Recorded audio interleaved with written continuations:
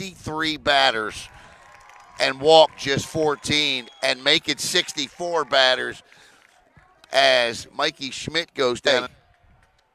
Swing and a miss and a big strikeout by Norman. 2 outs now. 1 and 2 to Lipsky. Strike 3 and Norman. There you see the fist pump into the glove, letting them know it. And that one straight up the middle, off the glove of Schmidt. Around second on his way to score is Matos. And the Rockledge Raiders take a 1-0 lead on an RBI single by Jake Lee.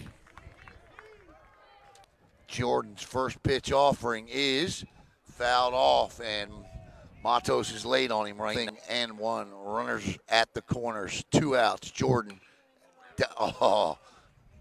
down the line, getting closer. And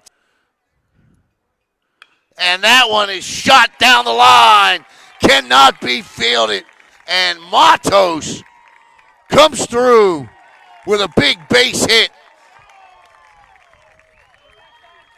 And it's now 2-0 Rockledge as Matos timed him, and pulled him. Beautiful piece of hitting by Matos. Hey, buddy. And that one is lifted down the line, and that goes all the way to the corner. And Rockledge will plate 2 for sure on this one, as here comes Matos scoring all the way from first, and it's 4-0 Raiders on a stand-up double by J.J. SILBERZAHN. Down a little bit. Norman with the leg kick. Strike 3. Took a little off of that one for the schedule. 2 balls, 2 strikes. Curveball is an absolute thing of beauty. Strike 3, 2 out. Green here, but kind of want you to get a feel for this young man and his temperament. I love it. Strike 3!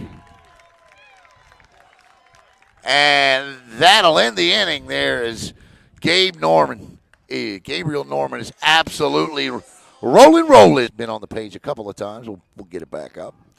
All right, Deuces Wild for the Cape Coast Conference Championship. Strike 3, and the Rockledge Raiders are the 2024 Cape Coast Conference champions as they defeat the VIERA Hawks 4-0. And congratulations to Coach Greg Claiborne as the Raiders have done it. They recapture the title. A title that, like I said, everybody, Alan Slaughter-Zinski for the Brevard Sports Network. It's from the first time I watched this young man take the mound, I absolutely fell in love with everything he does out there. From the way he pitches, from how he throws the ball, to how his passion for this game is just. I am here with our Coastal Bookkeeping player of the game tonight in the Cape Coast Conference Championship, Gabe Norman. Gabe, first of all, congratulations on tonight. Listen, we'll talk about this game, and I want to know about you. Tell me about you, your love for this sport, where you learned to throw a baseball like that. I've been playing since I was like a little kid, really, and I just, like, my parents said that I was good throwing the ball since I was little. And my dad, he knew that, and he just trained me a lot. And he knew I had the potential, so yeah. Are you from Brevard County? Yeah, I was born in VIERA. Okay, all right, so from Brevard County, and where'd you play Little League at? VIERA Country Little League. Okay, all right, I'm trying to remember you, man. I tell you, we covered it. All right, you throw quite a fastball, man. Where you learn how to throw a pitch that fast? I don't know, just working a lot of mechanics and working every day. It's just, you get over time, especially working hard. I want to talk about your passion, your fire, the chest pump. I love it. It's, a lot of people look at that and go, well, he's showing up a hitter. But that's not what people say. They say it's a true passion in you. How does that come out? I mean, I feel I pitch better when I'm hyped up like that, and it's a big game, and I like to show it off. And I want you to keep doing that, because I think that's an important part of your game. When Coach has got to come out and talk you down a little bit, what's he tell you? Just tell me to calm down and just keep the ball low, throw strikes, let him hit it, because most of the time I can't hit it. What's your favorite? Obviously, a fastball, 94 miles an hour, 94 on that thing tonight. So the curveball, man, the way you throw that curveball. What was working for you tonight? That's a good hitting baseball team. What was working for you tonight? I threw some good sinkers. I had some good action, like arm side. I threw some good changeups. And my curveball, I was finishing a little low. I was leaving in the dirt. I just had to focus getting that one in the strike zone. You know, Gabe, I'm excited to watch you pitch over the next 3 seasons. Obviously, you're a freshman, but obviously the future for you is extremely bright. Tell me, I mean, obviously you want to play Major League Baseball one day, but have you started getting the calls and the letters from the colleges? I was in 8th grade until they changed the rules to junior and above, but it's fine. Yeah. Now, tell me a little bit about you and about your family. What you like to do off the baseball field? Tell me about you. Yeah. So my family do a lot of music. I play guitar. I play drums, piano a little bit. Yeah. Yeah. What kind of music you like to play? Like rock music, jazz, country, anything really. Yeah. Who's your favorite band? I want favorite rock band. Slipknot probably. Slipknot. Okay. You got a favorite country artist? Morgan Wallen probably. Okay, Morgan Wallen. I like Morgan Wallen. I like it. I didn't expect to hear Morgan Wallen. Listen, man, you're a lot of fun watching pitch out there. Stay true to yourself and be who you are, because we're excited what the future holds for you. I know you got to be as well. Congratulations on a fabulous season and for being our player of the game in the Cape Coast Conference Championship.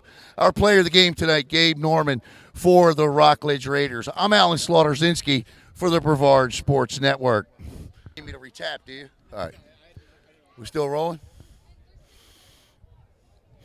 Alan Slaughter-Zinski for the Brevard Sports Network, Coach, here with Coach Greg Claiborne. Coach, congratulations tonight on winning the Cape Coast Conference Championship, now 19-2. I tell you, when I was driving up here to the ballpark tonight, with all the arms that you have, I had no idea who was going to start. It was like a game to me. I was like going through my mind. I was like, who's he going to start? Why'd you decide to go with the freshman tonight? Well, we're going to play VIERA twice now, once we knew that matchup was happening. So we have them now. We have them next Friday. I knew we were going to throw 2 different guys at him. So he was going to pitch one of the 2 games. Right. And he's been hot lately. Yes. He's been as hot as you saw tonight all year.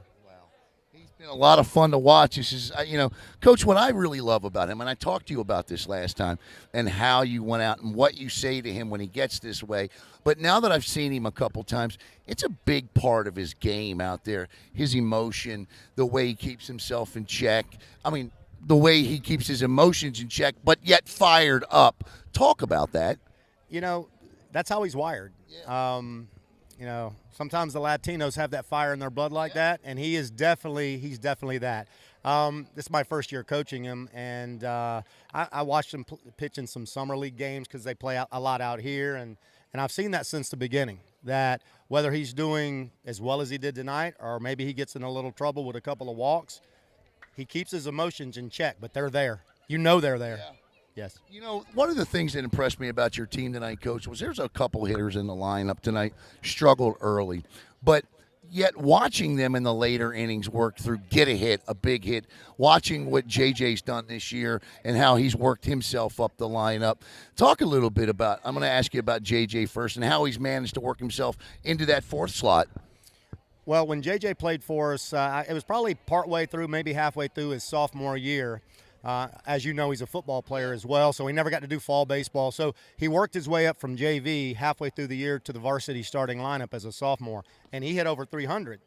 Last year, we call it a junior jinx. Okay. He slumped a little bit, not up to his own standards, and for him to bounce back like this, because confidence is everything, is just a testament to his ability to put the pass behind him and go forward.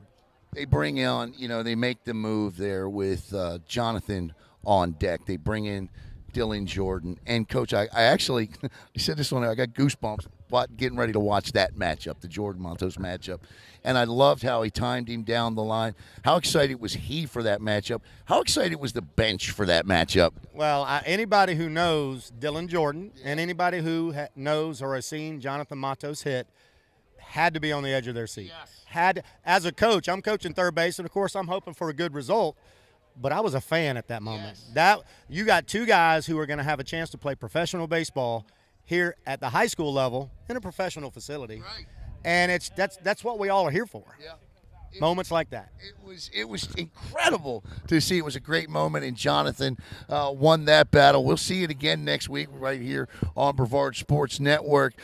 Coach, what does it mean to get this championship back? That conference trophy can sometimes, I know it's tough to win a state championship, obviously, but when you look at districts and things like that, sometimes that conference trophy can be the tough one to win. Well, I mean, the conference, based on numbers of teams, is tougher than district because there's 14 teams in this county that vie for the conference championship.